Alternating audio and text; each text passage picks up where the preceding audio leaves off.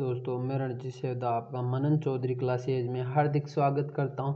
मैं आज आपको बीएससी के बारे में बताने वाला हूं।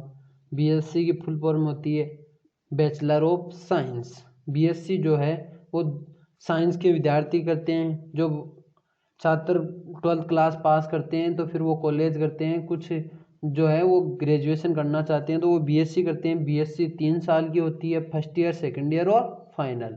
तो बीएससी जो बायोलॉजी के विद्यार्थी करते हैं तो बायोलॉजी के विद्यार्थियों के लिए जो 3 सब्जेक्ट होते हैं वो होते हैं, उनके फिजिक्स हट जाता है और उनके बायोलॉजी के 2 पार्ट हो जाते हैं, जूलॉजी, बॉटनी और केमिस्ट्री।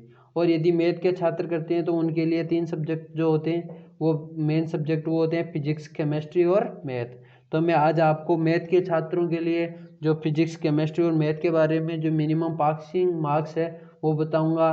और जो कंप्यूटर जो हमारे प्रैक्टिकल होते हैं वो बताऊंगा। जो फर्स्ट ईयर में है वो सब्जेक्ट 13 सब्जेक्ट होते हैं फर्स्ट ईयर में। फर्स्ट ईयर में ज़्यादा सब्जेक्ट होते हैं तो मैं आपको फर्स्ट ईयर के सब्जेक्ट के बारे में भी बताऊंगा, वो अगले वीडियो में बताऊंगा। और बायोलॉजी के लिए जो मिनिमम पासिंग मार्क्स है वो भी अगले वीडियो में बताऊंगा। तो आप पूरा वीडियो देखिए ताकि आपको पता चले कि कितने नंबर किस में चाहिए और हमारे प्रैक्टिकल में कितने नंबर, जो हमारे कितने नंबर का प्रैक्टिकल होता है और कैसे होता है, मैं आपको आज बताने वाला हूँ। तो बीएससी के जो मैथ के छात्र हैं उनके लिए 3 सब्जेक्ट होते हैं, फिजिक्स, केमिस्ट्री और मैथ। तो फिजिक्स के 3 पेपर लगते हैं, पेपर फर्स्ट, पेपर सेकंड और पेपर थर्ड। वो अलग अलग ईयर की अलग अलग किताबों के अलग अलग पेपर होते हैं, ठीक है। तो फिर केमिस्ट्री के 3 पेपर लगते हैं, फर्स्ट, सेकंड और थर्ड। मैथ के भी 3 पेपर लगते हैं, फर्स्ट, सेकंड और थर्ड। इस प्रकार जो फर्स्ट ईयर उसमें 4 जो वो सब्जेक्ट हैं वो और जुड़ जाते हैं, इसलिए 13 पेपर लगते हैं। जबकि सेकेंड ईयर और फाइनल ईयर में 9 पेपर लगते हैं। तो मैं आपको बताता हूँ कि जो कितने नंबर का पेपर आता है और मिनिमम मार्क्स हैं वो क्या होते हैं। वैसे फिजिक्स का 100 नंबर का पेपर आता है, केमिस्ट्री का 100 नंबर का पेपर आता है और मैथ का टोटल 120 नंबर का पेपर आता है। तो अब फिजिक्स के पेपर को 3 भागों में डिवाइड किया गया है, 3 भागों में आता है। जो पेपर फर्स्ट होता है वो 33 नंबर का आता है, पेपर सेकंड है वो 33 नंबर का आता है और पेपर थर्ड है वो 34 नंबर का आता है। इस प्रकार यह 100 नंबर 3 भागों में विभाजित हुए होते हैं। अब मिनिमम पासिंग मार्क्स है तो हमें फिजिक्स के फर्स्ट पेपर के लिए 12, फिजिक्स के थर्ड पेपर के लिए 12 और फिजिक्स के सेकेंड पेपर के लिए भी 12 नंबर आने कंपल्सरी हैं। लेकिन टोटल हमें 36 नंबर चाहिए होते हैं। उन 100 में से हमें टोटल 36 नंबर चाहिए होते हैं, चाहे वो किसी एक सब्जेक्ट में ज़्यादा, एक में कम या एक में बिल्कुल कम हो, लेकिन टोटल हमें 36 नंबर की आवश्यकता होती है। जैसे हमारे पास ये है तो इसमें यदि 12 नंबर है तो हमारे पास इसमें 2 नंबर और इसमें 22 नंबर आ जाए तो भी हम पास हैं।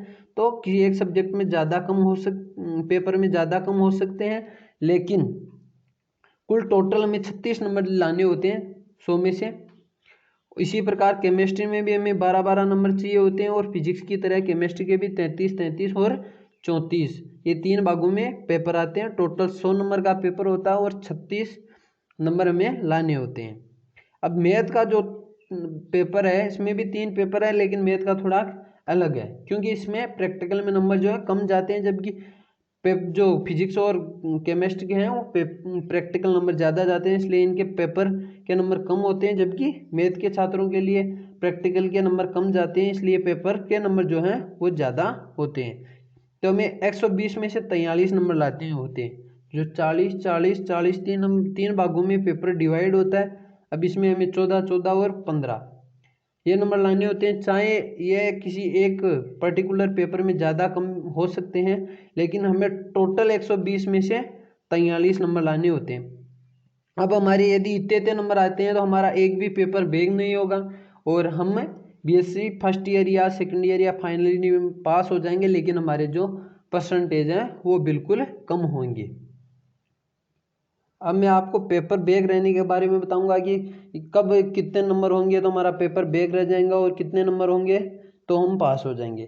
अब मैंने पासिंग मार्क्स तो आपको बता दिया, बैग होने के लिए मैं बताता हूं कि हमारे पेपर कितने, यदि रह जाए तो हम बैक होंगे, और कितने पेपरों में यदि हमारे नंबर नहीं आते हैं तो हम फेल हो जाएंगे। जैसे केमिस्ट्री, फिजिक्स और मैथ 3 सब्जेक्ट हैं। यदि हमारे फिजिक्स के तीनों पेपर बैक हैं, किसी एक सब्जेक्ट के तीनों पेपर बैक रह सकते हैं, लेकिन अलग अलग सब्जेक्ट के पेपर बैक नहीं रह सकते।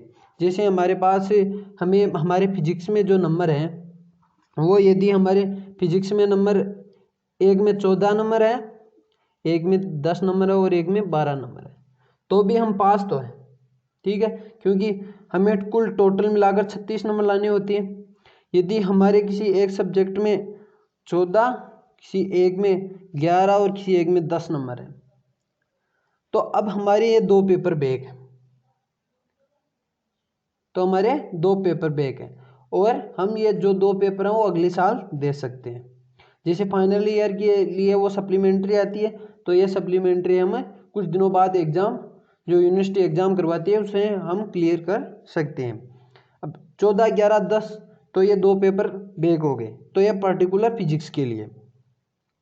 अब यदि हमारे फिजिक्स में 2 पेपर बैक हैं, या हमारे इसमें 12 नंबर हैं, और जो केमिस्ट्री है, तो केमिस्ट्री में यदि हमारे 14 और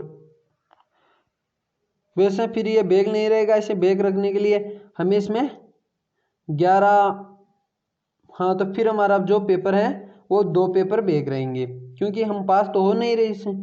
तो अब केमिस्ट्री